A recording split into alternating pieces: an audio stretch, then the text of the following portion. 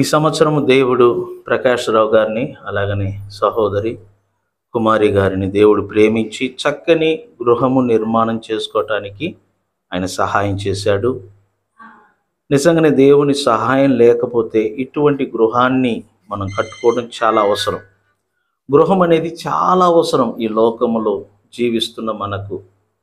ఎందుకంటే ఇంకా రానున్న తరము ప్రతి కుటుంబము కూడా ఇల్లు కట్టుకుంటారు. నేను చెప్తున్నాను, గుడిసెలు రేకులు అనేది ఉండదు. ఎందుకంటే వాతావరణాన్ని బట్టి పరిస్థితులను బట్టి ప్రతి ఒక్కరు కూడా గృహాన్ని కట్టుకుంటారు.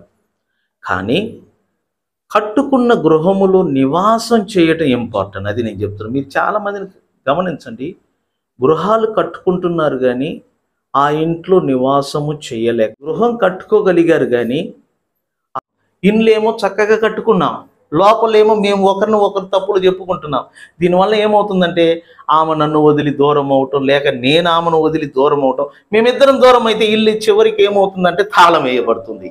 ఇప్పుడు చెప్పండి, ఇండ్లు కట్టుకున్న తర్వాత బయట వాళ్ళకి లోపల స్థానం ఇవ్వకూడదు. నేను అది ఎవరికైనా చెప్తాను. కుటుంబం బాగుండాలంటే మూడో వ్యక్తి లోపలికి రాకూడదు. భార్య భర్తలు ఒకరిని ఒకరు ప్రేమించాలా, పిల్లలు తల్లిదండ్రులు ఒకరిని ఒకరు ప్రేమించాలా, కుటుంబం మధ్యలో ప్రేమ అనేది సమాధానంగా ఒక ఐక్యత ఉండాలా. నేను తప్పు చేసినా నా భార్య నన్ను క్షమించేటట్టుగా, ఆమె ఏదైనా పొరపాటు చేసినా నేను ఆమెను క్షమించేటట్లుగా, నా పిల్లలు ఏదైనా తప్పు చేసినా వారిని నేను క్షమించేటట్లుగా, లోపల జరిగే పొరపాట్లు బయటికి రాకుండా మనము చాలా జాగ్రత్తగా కాపాడుకోవాలి. రెండవదిగా చూడండి, మీ కుటుంబం సంతోషంగా ఉండాలంటే మీ కుటుంబంలో యేసు ప్రభు ఉండాలా. మీ కుటుంబంలో యేసు ప్రభు ఉండాలి. ఎందుకంటే మీ కొరకు ఆయన రక్తం కార్చాడు, మీ కొరకు ఆయన చనిపోయాడు. మీరు మీ కుటుంబం బాగుండాలా, మీరు మీ పిల్లలు బాగుండాలని మీ పాపముల కొరకు, మీ శాపముల కొరకు యేసు ప్రభు శిలువ మీద చనిపోయాడు. మిమ్మల్ని రక్షించటానికి, మిమ్మల్ని సంతోషంగా ఉంచటానికి, మిమ్మల్ని ఆశీర్వదించటానికి, మీ పిల్లలను ధనవంతులుగా చేయటానికి యేసు ప్రభు మీ కొరకు శిలువ మీద ప్రాణం పెట్టాడు. ఆయన ఒక మాట అన్నాడు చూడండి, అది చదవాలని నేను బైబిల్ తీశాను. ఆయన ఏమన్నాడంటే 14వ అధ్యాయం యోహాను సువార్తలో, మీ హృదయమును కలవరపడనీయకుడి, దేవుని యందు విశ్వాసముంచుచున్నారు, నా యందును విశ్వాసముంచుడి. నా తండ్రి ఇంట అనేక నివాసములు కలవు, లేని ఎడల మీతో చెప్పుదును. మీకు స్థలము సిద్ధపరచుటకు వెళ్ళుచున్నాను. నేను వెళ్ళి మీకు స్థలము సిద్ధపరచిన ఎడల నేనుండు స్థలములలో మీరును ఉండులాగున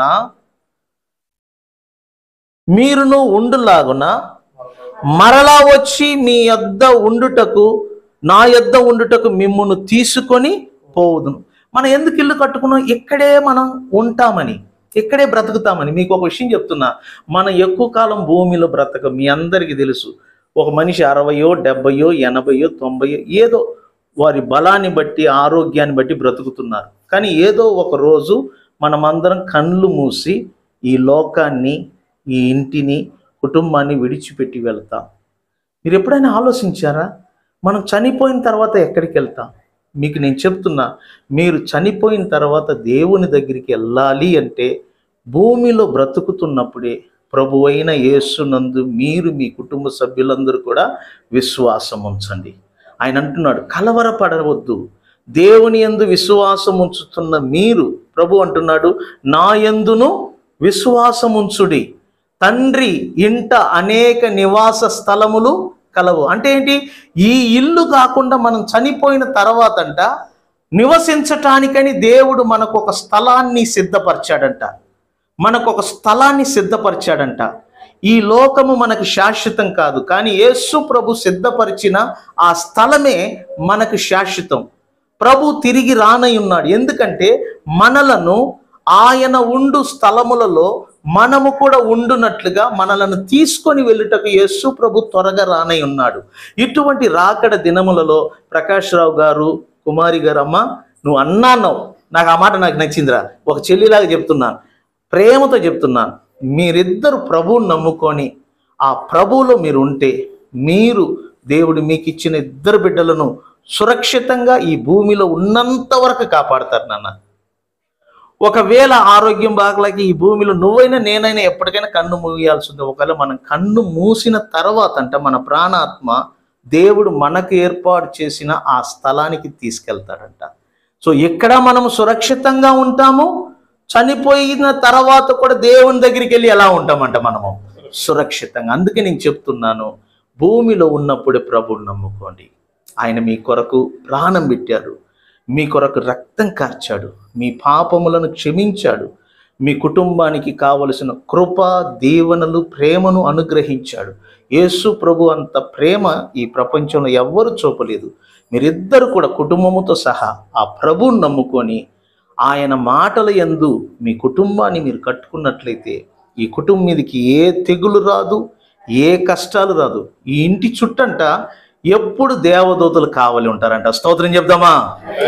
మీ కుటుంబానికి ఏ కీడు రాదు. 10 మంది మీ ఇంట్లోకి వచ్చి బాగుపడతారు, 10 మంది మీ ఇంట్లోకి వచ్చి సుఖంగా నిద్రపోతారు. అంత గొప్ప దీవెనలు మీకు ఇస్తాడు గనుక కలవరమును విడిచిపెట్టి యేసునందు విశ్వాసం ఉంచండి అని తెలియజేస్తూ ఈ సమయాన్ని ముగిస్తున్నాను. ప్రార్థన చేసుకుందాం. కిరణ్ ప్రార్థన చేస్తాడు కుటుంబం కోసం, తర్వాత బాబన్న ప్రార్థన చేస్తాడు. ప్రభువా నీకు వందనాలు, స్తోత్రాలు నాయన. కాలం సజీవులలో ఉంచి నాయన ఈ యొక్క మంచి సమయంలో మమ్మల్ని నాయన ఇక్కడ సమకూర్చుదాన్ని బట్టి నీకు వందనాలు, స్తోత్రాలు ప్రభువా. మంచి కార్యం ప్రభువా నీకు వందనాలు, స్తోత్రాలు తండ్రి, నీకు వందనాలు.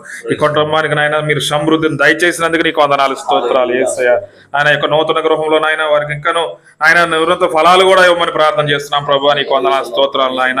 ఆయన వారు నిన్ను నమ్ముకుని ప్రభువా వారు నీలో ఎదుటకు నాయన సహాయం చేయమని ప్రార్థన చేస్తున్నాం ప్రభువా. నీకు వందనాలు, స్తోత్రాలు ప్రభువా. కడ వరకు నాయన నీ యొక్క మార్గంలో నడుటకు నాయన ఆ బిడ్డలకు మార్గం తెరమని యేసయ్య పరిశుద్ధ నామమున అడిగి వేడుకుంటున్నాను పరమ తండ్రి. ఆమేన్.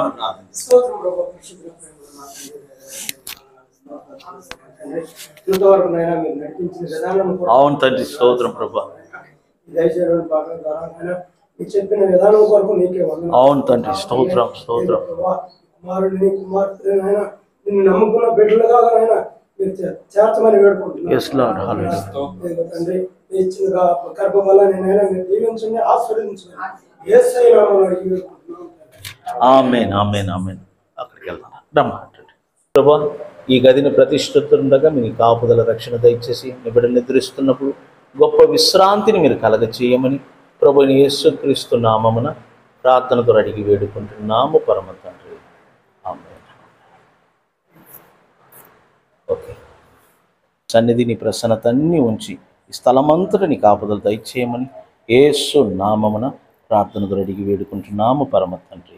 ఆమె చిన్న ప్రార్థన. దినము నుండి ఈ గృహములో నీ బిడ్డలతో పాటు మీరు నివాసం చెయ్యండి. అలాగనే ప్రభా, తెగులు నీ గుడారము సమీపించదు అన్న వాగ్దానము ఈ కుటుంబములో నెరవేర్చండి.